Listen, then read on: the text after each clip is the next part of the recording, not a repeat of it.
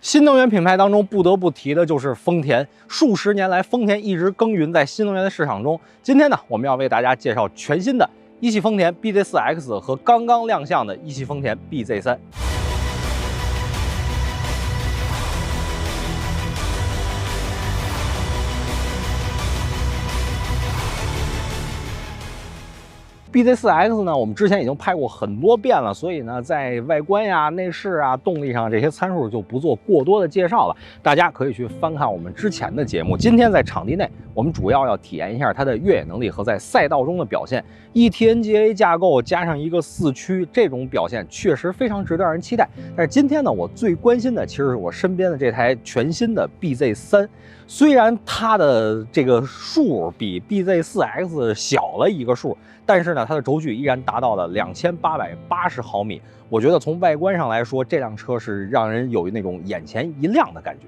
同时 ，BZ3 也打造了一个合家欢的理念，也就是说，一家3口在这辆车里，由于它有一个2880毫米的轴距，您也可以体验到一家3口在客厅中是有那种宽敞、顺畅的交流感，也有宽敞的空间的表现。另外呢，我们在车身侧面可以看到短前悬和短后悬的设计也成就了这种轴距，并且呢，在车身外观上我们可以看到它的门把手的设计相当的有意思，这种形式其实是之前不多见的。在车辆解锁以后呢，这个门把手会向内凹，然后呢，您顺手就可以把门搂开了。整个这辆车的车身侧面，我觉得从线条上来说是非常丰田的那种设计，中规中矩，但是总能让您觉得这辆车是一个非常精致的产品。下面呢，咱们到车尾去看一下车尾部分的设计。车尾部分搭载了现在非常流行的贯穿式尾灯的设计，整个车身的设计表现让这辆车的外观非常的具有流线性，也同时有一定的运动感。超长的轴距还为我们营造了非常优秀的内部空间表现。同时呢，这辆车的风阻也达到了超低的0.218，这个数值呢，在现在的电动车之中也是不多见的。动力方面没有更多的参数公开，但是呢，据厂商所公开的消息称，这辆车将会搭载来自比亚迪的磷酸铁锂刀片电池组。续航可以达到616公里，比 BZ4X 的615公里多了1公里。这1公里的差距也表现出了丰田对于车辆精确的这种要求。还是那句话，比较遗憾的是，今天我们不能进入这辆车的内饰，也不能去试驾它。那么为了弥补大家呢，咱们去试驾一下 BZ4X 在越野场地和赛道的精彩表现。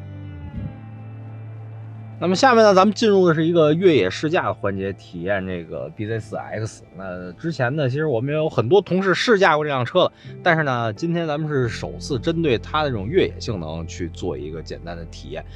2.8米的一个轴距啊，反而让这辆车有一个非常好的这个转向的半径。其实我们看，在一个空间不大的区间里，它进行掉头啊，走8字路，其实都没有什么问题。而且呢，还是那句话，这辆车开起来真的是非常接近油车的一种驾驶的质感。我觉得它属于电车里边那种比较好开的，它不会让驾驶者或者乘坐者感觉到那种很浓重的那种电车的感觉，就是它不会很窜，也不会让您坐在车里晕晕乎乎。我觉得这个是一个非常好的一个驾驶的体验。前面呢是一个模拟我们在雪地或者说泥泞道路里打滑的这样一个道路，然后它是用滑轮组做的。然后呢，其实呢把车停好以后，只需要激活这辆车的 X Mode。就是现在我们可以看到车辆是处在一个打滑的状态下的，但是只要您激活 X Mode 以后呢，再调节一下这个脱困的力度，就是有点像蠕行模式，咱们放在中，然后您只需要松开加速踏板，然后车辆就可以轻松的脱困，没有任何犹豫，就是甚至比大多数的那些所谓的带锁的这些车型，可能它在脱困的表现上面都要有更好的一个表现。我觉得这个作为一个电车来说，丰田也是让我们见识到了如何把一个电车能做到越野。然后下面呢，咱们还要进行一个交叉轴的一个测试。这个交叉轴的幅度，其实对于一般的车来说，它幅度挺大的。它也能比较轻松的通过，而且现在我们开的是很普通的一个模式，您只需要把车辆打直，这个车就可以很轻易的通过这个交叉轴。我觉得对于一个电车来说，这样的一个驾驶体验是非常优秀的，很少能在一个电车上找到这样优秀的一个驾驶的过交叉轴的一个体验。所以说，丰田在4驱这些功力上面，我觉得还是非常优秀。前面呢就是一个比较常规的这种倾斜路啊，对于它来说真的没有什么问题，比较轻松的就过去了。而且整个悬挂给车辆的支撑会让您比较有信心，不会觉得啊这车要翻呀或者什么的。对于悬挂这种韧性，它的表现是非常好的。然后紧接着呢是一个涉水。作为电车来说，其实涉水主要考验的是电池的安全。那么丰田在这方面基于这个 eTNGA 的架构，它肯定是不会有什么问题的。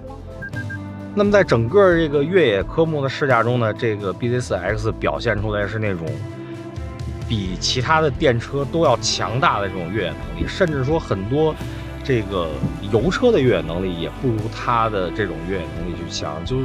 它整个悬挂的支撑，包括它这个 XMOD 的应用和整个这种车辆灵活的驾驶感觉和这种加速踏板这种线性的出力，给了我们一个非常好的越野的体验。那么下面呢，咱们还要把这辆车开到赛道上去体验一下它在赛道上的行动表现。在赛道驾驶的过程中呢，这个 BZ4X 依然体现出了这种非常优秀的一个驾驶的质感。别看它是个电车，其实它自重也挺大的，但是在这个 eTNGA 架构的加持下呢，让整个车辆在赛道里的表现就可以用一个字来形容，就是整。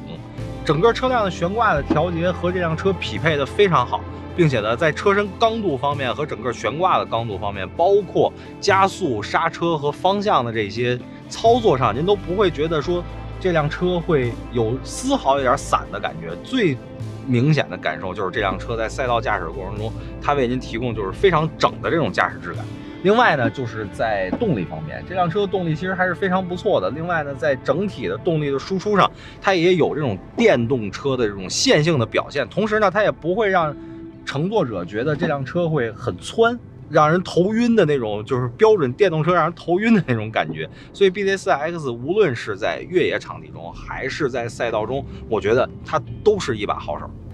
虽然今天的试驾过程比较短暂，但是 BZ4X 依然为我们交出了一份非常优秀的答卷。在 eTNGA 架构的加持下，无论是越野能力还是在赛道中的表现，都远超其同级别的对手。所以可见，在这个架构的加持下，一个 SUV 都能有如此好的驾驶感受，那么一辆轿车会有怎样的表现呢？所以呢，我们就一起来期待 BZ3 在 eTNGA 架构的加持下会为我们带来怎样的惊喜吧。